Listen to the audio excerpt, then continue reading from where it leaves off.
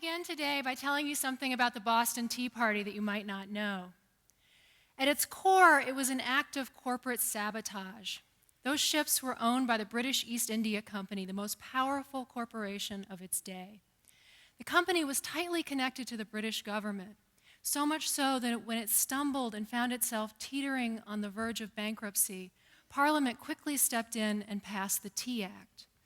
And what this did was it created a special exemption for the British East India Company so that it could sell tea in the colonies without paying any tax. The idea was that it could undercut local tea merchants and take their business. So what ignited the Boston Tea Party was not so much a tax, but a corporate tax loophole. This story of highly concentrated economic power married with political influence is something that sounds very familiar to us today. Over the space of just 20 years, a handful of big companies have taken over large swaths of our economy. Our banking system, diversified as recently as the 1990s, is now mostly controlled by a handful of big banks. Our food system has come to resemble an hourglass where we have millions of farmers and millions of eaters connected by this incredibly narrow passageway. The gatekeepers are a few big food companies and supermarket chains. Do you know that over 40% of the nation's milk supply is now processed by a single company, including 70% of the milk produced here in New England? If you're a dairy farmer, that means it's pretty hard to get a fair price for your milk. If you're a consumer, you still have this illusion of choice because this one company markets under dozens of different brands. And then there's Walmart. Walmart was a small player in the grocery industry just 15 years ago. Today, it captures 1 out of every $4 that Americans spend, and it's growing rapidly. In dozens of cities, it already has more than half the market. And the future of retail looks even more concentrated. 1/3 of everything we buy online now comes from a single company. Many people are beginning to question the wisdom of this, and they're changing where they shop and what they buy and where they do their banking. But what I want to suggest to you today is that a purely consumer-based response to this problem on its own is not likely to get us where we need to go. It can't get us where we need to go in part because it doesn't fully recognize how it is that we got here in the first place. For a long time, the story of how big companies came to control much of our economy was that bigger is better, right? It's more efficient, more productive, it outperforms. But that idea suffered a serious blow 4 years ago. We all remember this. It was one of history's most dramatic reveals. Toto pulled back that curtain, and there stood Wall Street's wizards of finance, insolvent, panic-stricken, their hands out. It turns out that big banks are not safer, and they're not even more efficient. According to economists, banks peak in efficiency when they reach the size of a small regional institution. Beyond that, they become top-heavy with bureaucracy. Today's big banks are orders of magnitude larger. The top 4 each have about $2 trillion in assets. And their top-heaviness may explain why we actually pay more in checking account fees and higher interest rates on loans if you bank with a big bank rather than a local bank or a credit union. But more important, the bigger banks become, the more disconnected they become from our communities, and the less able they are to do the most important thing we need banks to do, which is to make nuanced judgments about risk, and in particular the risk that a new business will fail. Local banks are actually really good at this because in addition to the credit report and the market analysis, they have all this soft information to go on. They get to know the borrower face-to-face, and they know the local market intimately. So they're much better able to make that decision. Big banks making decisions in regional and national offices are largely flying blind. So rather than end up with a bunch of bad loans on their books, what they've opted to do instead is to sharply curtail small business lending.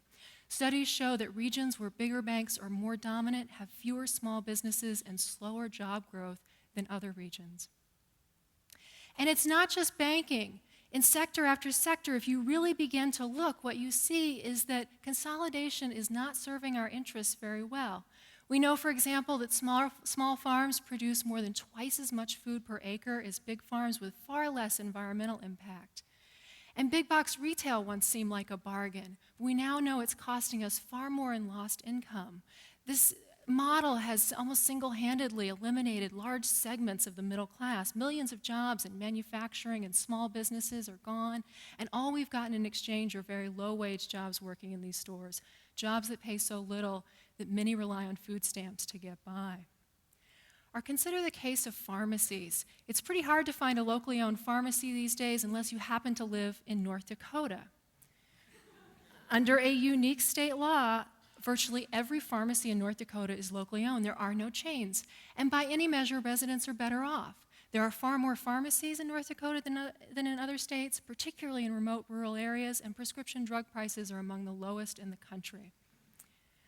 So, if they aren't outperforming, if they aren't delivering better outcomes, how is it that these giant companies have become so dominant? And the answer is that much like the British East India Company, they've used their market power and their political influence to rig the game. Since 1995, we've given over $275 billion to farms through the Farm Bill. Almost 80% of those dollars went to the 10% of the largest farms, and most of the money was spent on a handful of big commodity crops, like corn and soybeans. These are the building blocks of processed food, so it's no wonder that a quarter pounder often costs less than a pound of locally grown broccoli. And our state tax codes and our federal tax code are littered with loopholes that give big companies the ability to escape paying taxes that small businesses have to pay. This modest office building in Wilmington, Delaware, has only a handful of parking spots, but it's home to hundreds of big companies, including Walmart and CVS, who are using this address as a way to escape paying state corporate income taxes. And I hardly need to say anything about the ways in which government has helped big banks become even bigger. Boy, I don't know about you, but I thought TED was supposed to be inspiring.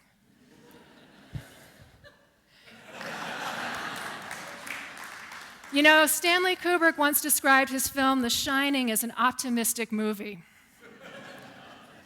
He said, anything that posits the existence of life after death is a fundamentally positive story. So I know I'm reaching here a bit, but I do think we can take some comfort in the realization that there is nothing inevitable about the current structure of our economy. It's not the product of some kind of natural evolution. It's the logical outcome of a set of policies. And many people are beginning to have a different idea about how the economy ought to operate and to act on that idea. We've seen these remarkable shifts in just the last few years. The number of farmers markets has more than doubled. We've added over 1,400 new locally owned neighborhood grocery stores. More than 500 new independent bookstores have opened. Long dormant factories in New York and San Francisco are filling up with small-scale clothing makers and beer brewers. And more than 600,000 people have moved their accounts from big banks to local banks and credit unions in the last year alone. Along the way, we've learned that there's a lot to recommend an economy that is rooted in community. We've learned that we're far more likely to have a conversation at the farmer's market than we are at a big box store, 7 times more likely, in fact, according to researchers, who confirm that communities that have a lot of locally owned businesses do, in fact, have stronger social networks, and those social networks, in turn, give them an edge when it comes to solving problems and innovating. And we've learned that local business isn't just a smaller version of big business. It's as though it's running on an entirely different operating system. This really came home to me a few years ago when I was interviewing the president of a small bank in South Minneapolis, and he said, you know, when we make a mortgage loan, we're not planning to sell it. We're planning to keep it on our books for 30 years. So our success and profitability depends on the well-being of our borrowers. When they do well, we do well. He said, you know, foreclosure is almost as much of a disaster for us as it is for our borrowers. And we've learned that there is a lot to recommend doing business with people who really know us.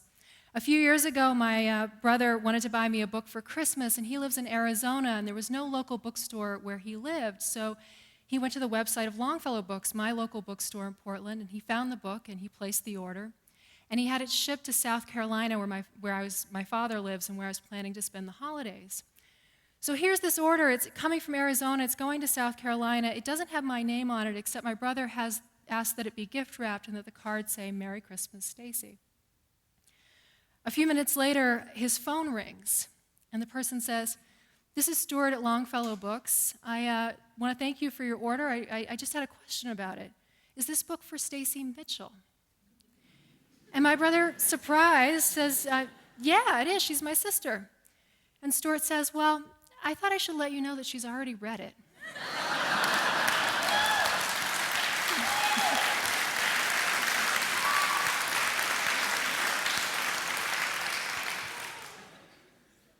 Here's what worries me. As remarkable as these developments are, they're unlikely to amount to anything than an interesting trend on the margins of the economy if the only way we can figure out how to bring about the change we want to see is through our buying decisions. I'm like a lot of people. I think about I put a lot of my making the world a better place energy into thinking about how I can be a better consumer. You know, fair trade coffee, recycled toilet paper. I'll get the iPad instead of the Kindle so I won't be locked into buying books from Amazon. The primary and often exclusive way we think about our agency in the world now is as consumers. But as consumers, we're very weak. We're operating as lone individuals, making a series of small choices, and the most we can do is pick between the options that are presented to us. And it's not that these choices don't matter, they do, and that's part of why this way of thinking is so seductive. But it's not a great strategy for changing the world. You know, if you think about it, what we're hoping is that someday enough of us will have enough information about all the issues and all the choices in the marketplace, and we'll have access to all the right alternatives, and that all or most of us will be able to make the right decisions all or most of the time. And while we're trying to line up all of these millions of small decisions in the right direction, we are swimming upstream against a powerful downcurrent of public policies that are taking our economy in exactly the opposite direction. What we really need to do is change the underlying structures that create the choices in the first place. And we can't do that through the sum of our individual actions in the marketplace. We can only do that by acting collectively as citizens. You know, throughout our history, we have been called upon at various times to wrest control of our livelihoods and our democracy from would-be monopolists. The British East India Company, the trusts of the early 20th century. This is one of those moments. It's not hard to imagine what we would campaign for. We could begin by turning the farm bill on its head. Instead of giving the most money to the biggest farmers feeding the fast food pipeline, why not give the most money to local farms feeding their neighbors? We should rethink how we do planning and transportation. You know, for decades we have been just pouring public resources into creating the kinds of landscapes that are perfect habitat for national chains. Meanwhile, our village centers and our downtowns, we're just pulling the rug out from under them, the places where local businesses are most likely to succeed. You know, it's no coincidence that Vermont, which has some of the strongest anti-sprawl legislation in the country, also has more small businesses per capita than any other state. And it's not hard to imagine having a banking system that supported the real economy, because we had that system in place for more than half a century. From laws that were in place from the 1930s until the 1990s prevented banks from speculating on Wall Street, and they also limited their ability to expand beyond state lines, so they had to stay focused on their home regions. There are bills in Congress right now that would begin to reinstate some of that framework. And we should close all those loopholes that give big businesses an advantage when paying their taxes. Just imagine if we took a small amount of the savings and redirected it to new initiatives to grow a whole new generation of local businesses. We could take a page from a great Pennsylvania program that in the last few years has seeded over 100 locally owned and cooperatively owned grocery stores in low-income neighborhoods. And I think we also need to pull antitrust out of its 30-year hiatus. I think there are some important questions that we really need to be asking, like, is it in our best interest that one company controls more than a third of e-commerce? Does my local dairy farmer deserve to have more than one choice about where to sell her milk? So the answers are there, and the public support is largely there. The question that I think we have to grapple with is, how do we begin to see our trips to the farmer's market and to the local bookstore not as the answer, but as a first step? How do we transform this remarkable consumer trend into something more? How do we make it a political movement? Thank you.